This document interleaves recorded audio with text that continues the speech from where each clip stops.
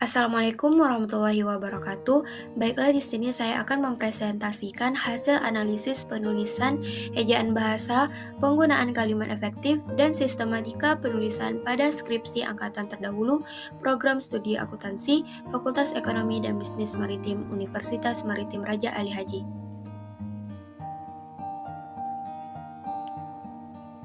Nah, adapun analisis ini dilakukan dengan berpedoman pada ketentuan PUEBI, yaitu Pedoman Umum Ejaan Bahasa Indonesia, KBBI, Kamus Besar Bahasa Indonesia, Kaidah Penulisan Kalimat Efektif, Kaidah Penulisan Karya Ilmiah, serta literatur kebahasaan lainnya.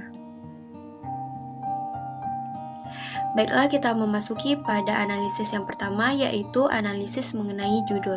Baiklah, di sini sudah tertera gambar mengenai judul skripsi yang telah dilakukan oleh kakak tingkat, yaitu faktor-faktor yang mempengaruhi income nelayan jaring Kurau. Studi kasus Desa Sanglar, Kecamatan Durai, Kabupaten Karimun.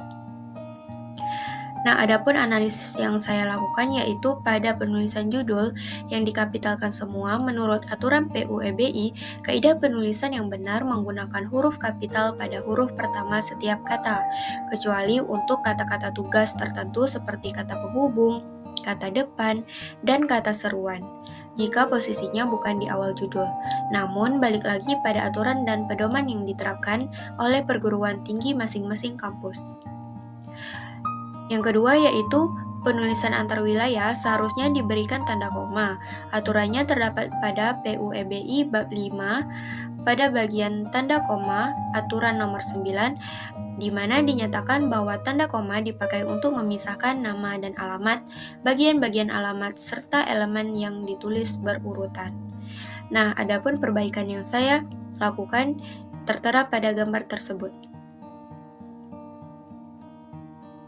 Baiklah, selanjutnya pembahasan mengenai analisis latar belakang masalah.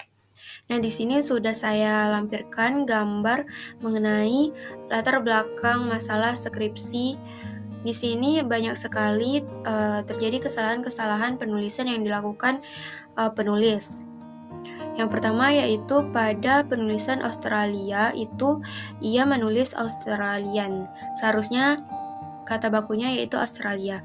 Yang kedua yaitu berdasarkan kaidah ejaan yang disempurnakan edisi 5, jika kata kabupaten, kota, kecamatan, kelurahan, atau desa tidak diikuti oleh nama dari spesifik wilayah tersebut, maka kata-kata tersebut seharusnya tidak diawali dengan huruf kapital, melainkan menggunakan huruf kecil. Yang ketiga yaitu tidak ada spasi di awal kalimat. Nah, di sini dapat kita lihat pada kalimat yang diawali dengan hal ini yang sudah saya garis bawahi, dan kalimat yang diawali dengan kepulauan itu tidak dispasikan terlebih dahulu. Seharusnya itu harus dispasikan. Yang keempat yaitu penulisan jaring, itu ia menulis dengan R yang double. Seharusnya penulisan jaring itu kata bakunya yaitu penulisan yang benarnya yaitu jaring. Yang kelima yaitu ketidakmampuan. Nah, di sini penulis menuliskan bahwa ketidakmampuan itu dipisah. Seharusnya penulisan yang benarnya itu disambung menjadi ketidakmampuan. Yang keempat yaitu adanya salah ketik atau typo pada penulisan secara dan terbaru. Nah, di sini bisa dilihat pada yang telah saya garis bawahi. Yang ketujuh yaitu survei sosioekonomi nasional. Nah, itu ia mengambil dari kepanjangan Susenas. Mana kepanjangan Susenas itu seharusnya penulisannya survei dengan akhiran I, sosioekonomi nasional dengan akhiran L. Yang kedelapan yaitu menunjukkan. Di sini penulis menulis bahwa menunjukkan itu tidak di double K. Seharusnya menunjukkan itu penulisannya harus di double K. Yang kesembilan yaitu di Indonesia. Nah, penulisan yang benarnya itu di-nya dipisahkan. Yang ke-10 yaitu di sektor perikanan. Nah, seharusnya di sektor itu di-nya dipisah dan penulisan perikanan itu seharusnya ditambah e menjadi di sektor perikanan. Yang ke-11 yaitu sektor. Nah, seharusnya kata baku sektor itu penulisannya yang benarnya menggunakan huruf K di tengah, bukan C. Yang ke-12 yaitu kata totalitas. Sebaiknya agar sesuai dengan konteks untuk mengukur seberapa besar itu seharusnya lebih baiknya menggunakan kata keseluruhan. Karena kata keseluruhan itu sangat sesuai dengan dimana penulis ingin mengukur seberapa banyak dan seberapa besar Kepulauan Riau itu.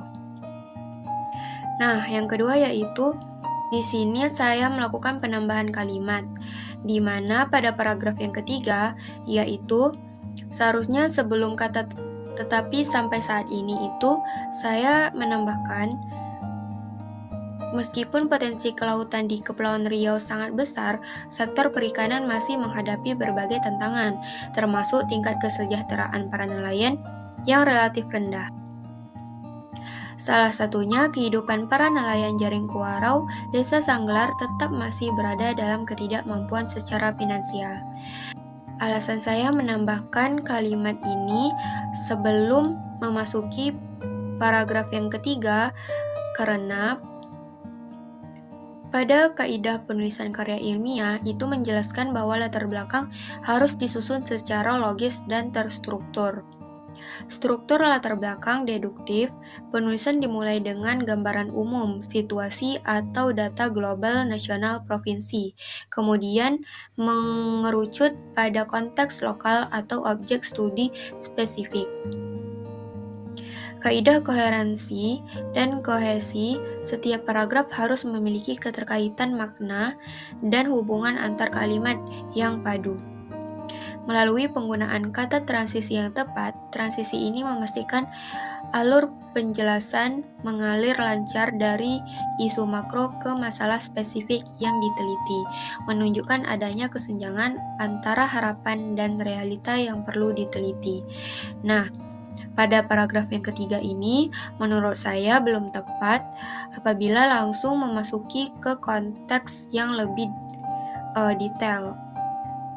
Seharusnya diawali dengan kalimat-kalimat umum terlebih dahulu sebelum memasuki situasi yang ingin diteliti.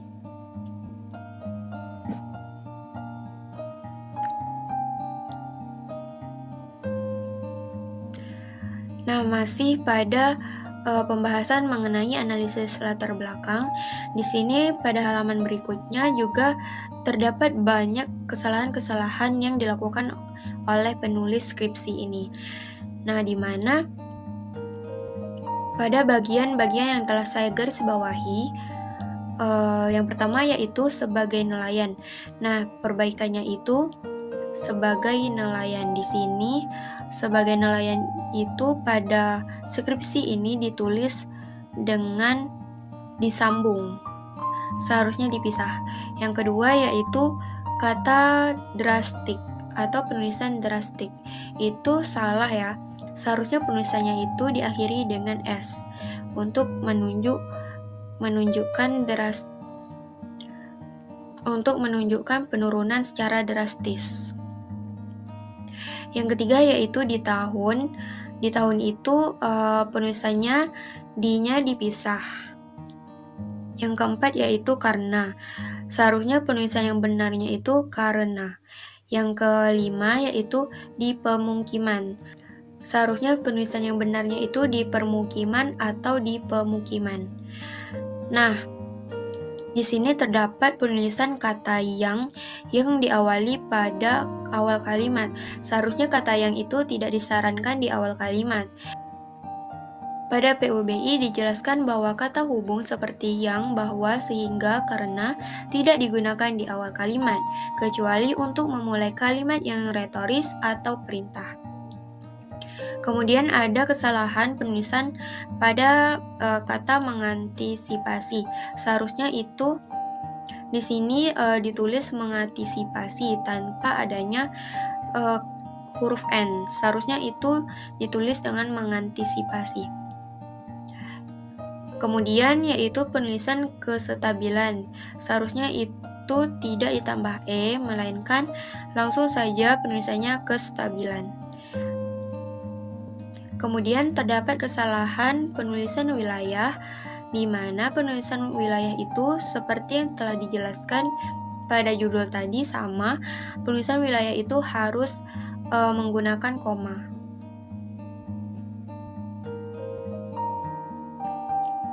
Nah, baiklah, masih membahas mengenai analisis latar belakang pada halaman berikutnya. Di sini terdapat awalan kalimat, yaitu yang telah saya garis bawahi. Pada kalimat awalan lalu faktor lain yang mempengaruhinya, itu seharusnya awalan kalimatnya menurut saya,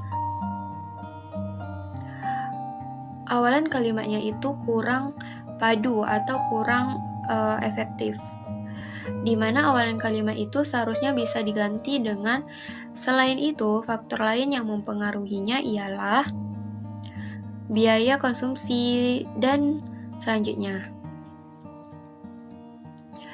Kemudian penulisan lain yang seharusnya itu penulisannya dipisah. Kemudian yaitu kata dan di sini ada penulis menggunakan kata dan di awal kalimat. Seharusnya kata dan itu tidak boleh berada di awal kalimat, di mana dijelaskan pada PUBI bahwa kata hubung seperti yang dan bahwa sehingga karena tidak digunakan di awal kalimat kecuali untuk memulai kalimat tanya, retoris, atau perintah. Kemudian penulisan ketidakmampuan seperti yang tadi, itu di sini penulis memisahkan, seharusnya itu digabung. Kemudian sama seperti tadi, penulisan wilayahnya juga harus menggunakan koma.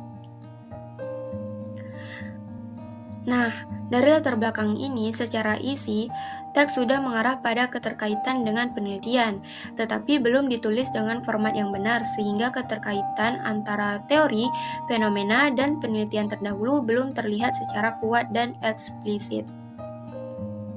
Artinya, belum menuliskan hubungan antara hasil penelitian yang sudah ada dengan alasan mengapa penelitian ini masih perlu dilakukan, di mana tercantum dalam kaidah penelitian ilmiah, metodologi penelitian, buku metodologi yang menjadi rujukan nasional, yaitu buku Suharsimi Arikunto, Sugiono, Creswell, Bungin. Secara eksplisit mewajibkan bahwa latar belakang harus menunjukkan research gap. Contoh kutipan dari Sugiono tahun 2019, di mana latar belakang penelitian harus memuat fakta empiris, teori, dan hasil penelitian terdahulu yang relevan, sehingga tanpa adanya kesenjangan penelitian. Nah, kesenjangan penelitian inilah yang dimaksudkan dengan gap research atau research gap sebagai dasar dilakukan penelitian. Nah, di sini menurut saya harus ditambahkan kalimat sebagai contoh, sebagian penelitian terdahulu hanya berfokus pada variabel jumlah tangkapan dan ukuran kapal sebagai faktor yang mempengaruhi pendapatan nelayan. Namun, penelitian yang memasukkan variabel biaya konsumsi, biaya bahan bakar, dan biaya tenaga kerja sebagai faktor penentu pendapatan nelayan jaring Kurau masih sangat terbatas. Oleh karena itu, diperlukan penelitian yang menguji variabel tersebut secara lebih spesifik.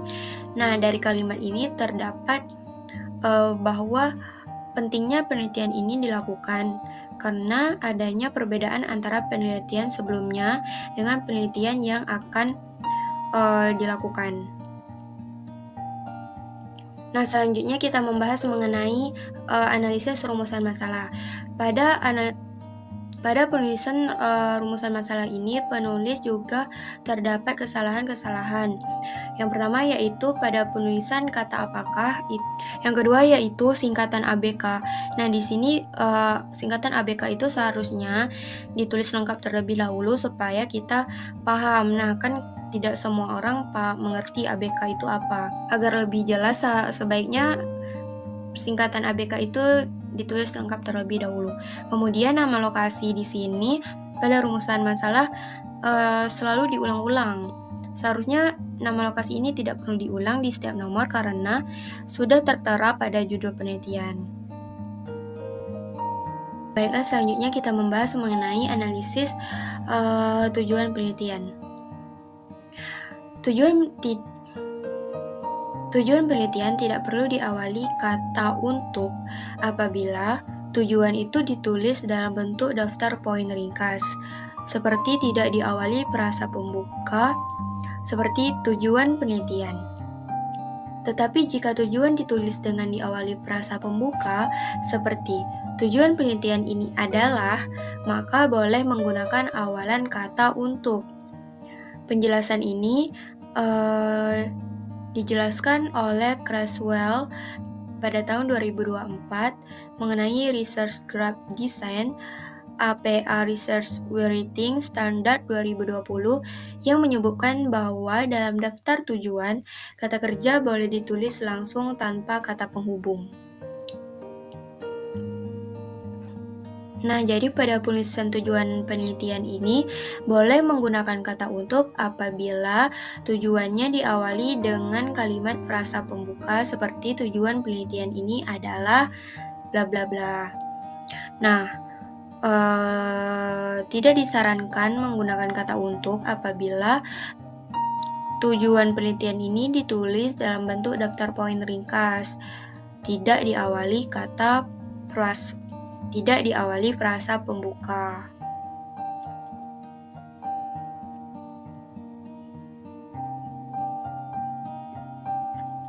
Nah, yang terakhir yaitu pembahasan mengenai analisis manfaat penelitian. Nah, pada penulisan manfaat penelitian skripsi ini tidak dibagi menjadi manfaat teoritis dan manfaat praktis. Seharusnya manfaat penelitian itu dibagi menjadi manfaat teoritis dan manfaat praktis, di mana tertera pada Pedoman Umum Penulisan Karya Ilmiah bahwa struktur skripsi terdiri dari latar belakang, rumusan masalah, tujuan penelitian, manfaat penelitian dalam kurung teoritis dan praktis. Dijelaskan juga pada Pedoman Penulisan Karya Ilmiah Kemenristekdikti 2017, di mana menjelaskan bahwa manfaat penelitian dapat dibedakan menjadi manfaat teoritis dan manfaat praktis sesuai kontribusi penelitian bagi ilmu pengetahuan dan pihak terkait. Dan dalam buku Metodologi Penelitian Sugiono 2019, di mana Sugiono menyatakan manfaat penelitian itu harus menunjukkan dua aspek, yaitu manfaat teoritis yang berhubungan dengan pengembangan ilmu, serta manfaat praktis bagi pihak yang terkait dengan objek penelitian. Nah, sekian itu saja mengenai pembahasan analisis skripsi yang telah saya lakukan. Terlebih dan terkurang saya mohon maaf. Saya akhiri dengan wassalamualaikum warahmatullahi wabarakatuh.